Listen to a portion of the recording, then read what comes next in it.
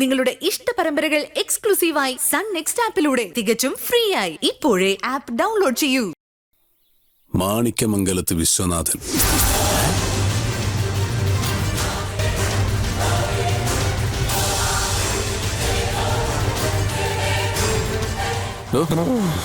ഇയാളെന്തോ നോക്കി നിൽക്കുന്നു?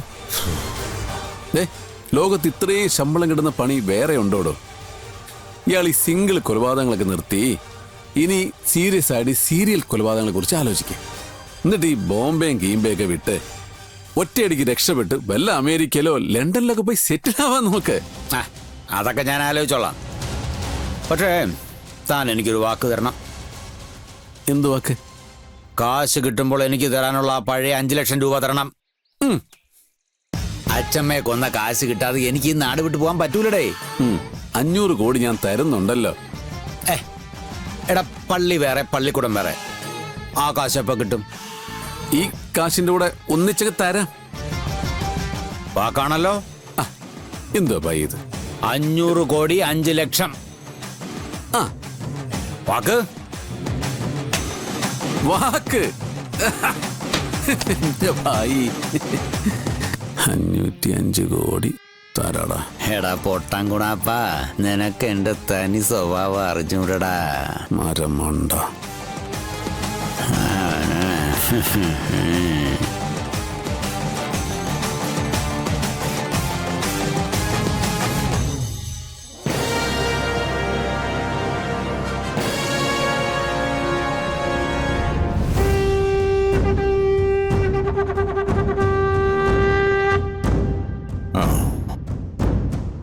മേലു, അച്ഛൻ എന്നെ കുറ്റപ്പെടുത്താൻ വിളിച്ചതല്ല, ചൂണ്ടിക്കാണിക്കാനാ. എന്ത്? നിനക്ക് സംഭവിച്ച ചെറിയൊരു പാളിച്ച. ആ ജനനിയുടെ കാര്യമാണോ? അതെ. അതിൽ ഞാനാണ് ശരിയെന്നാണ് ഇപ്പോഴും എന്റെ വിശ്വാസം. എപ്പോഴും നമ്മളുടെ വിശ്വാസം ശരിയായിക്കൊള്ളണമെന്നില്ലല്ലോ മോളെ. ശത്രുവിന്റെ ശത്രു മിത്രമായതുകൊണ്ട് വിശ്വനാഥനെ തോൽപ്പിക്കാനല്ല ഞാൻ ജനനിയെ വിളിച്ചു വരുത്തിയത്.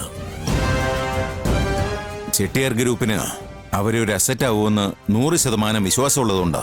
ആ കണക്ക് കൂട്ടലുകൾ നാളെ തെറ്റിയാലോ? എത്രയായാലും അവൾ മാണിക്യമംഗലത്തെ അല്ലേ. നാളെ തിരിഞ്ഞു കൊത്തില്ലെന്ന് എന്താ ഉറപ്പ്?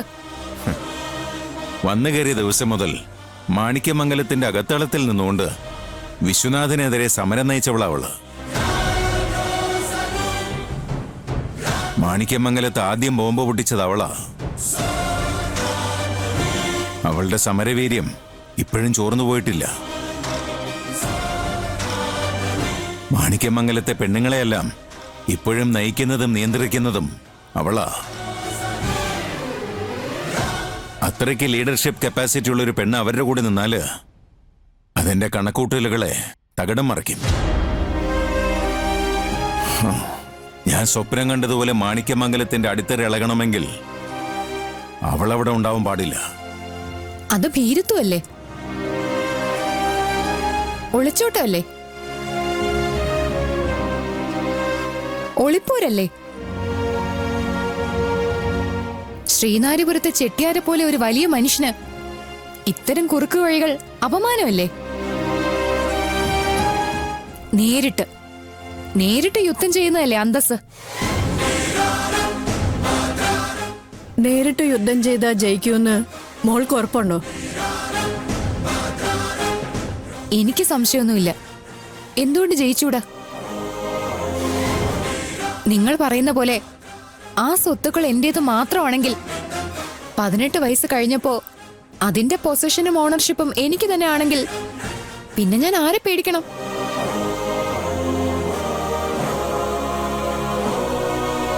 എന്താ, അതങ്ങനെ തന്നെയല്ലേ? അതില് കോംപ്ലിക്കേഷൻസ് ഒന്നും ഇല്ലല്ലോ. പിന്നെ നമ്മൾ എന്തിനാ ശത്രുവിനെ മിത്രമാക്കാൻ പോകുന്നത്? മാണിക്യമംഗലത്തെ ജനനിയുടെ കഴിവുകൾ കണ്ടറിഞ്ഞ് പ്രോത്സാഹിപ്പിക്കാൻ പോകുന്നത്? അവളെ ലീഗൽ അഡ്വൈസറായിട്ട് ദത്തെടുക്കാൻ പെടാപ്പാട് പെടുന്നത്?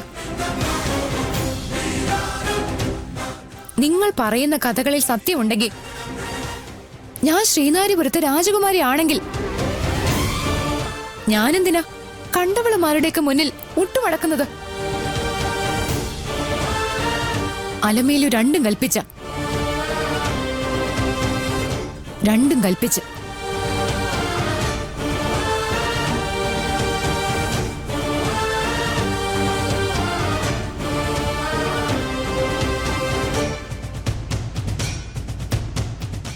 ഇവളെന്താ ഇങ്ങനെ? അറിയില്ല റുക്കു. കാണുന്നതല്ലേ മനസ്സിലാക്കാനും വിശ്വസിക്കാനും പറ്റൂ.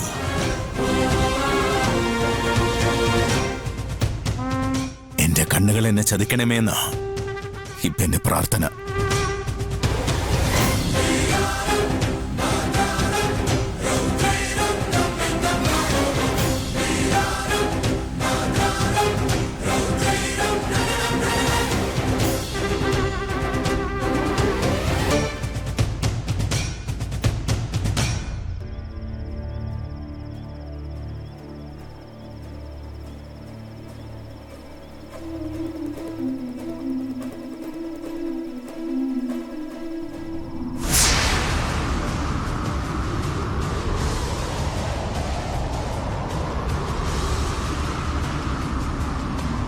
അജയേട്ടാ, അജയേട്ടാ,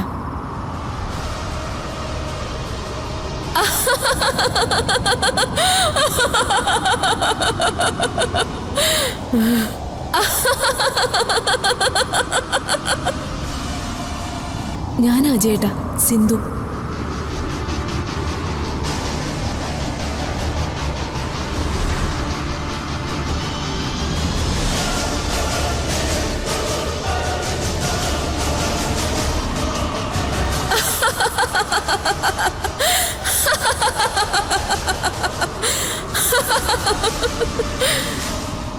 വാ ചേട്ടാ, നമുക്ക് പുറത്ത് നിലാവില പാലച്ചോട്ടിലിരുന്ന് സംസാരിക്കാം. അയ്യോ!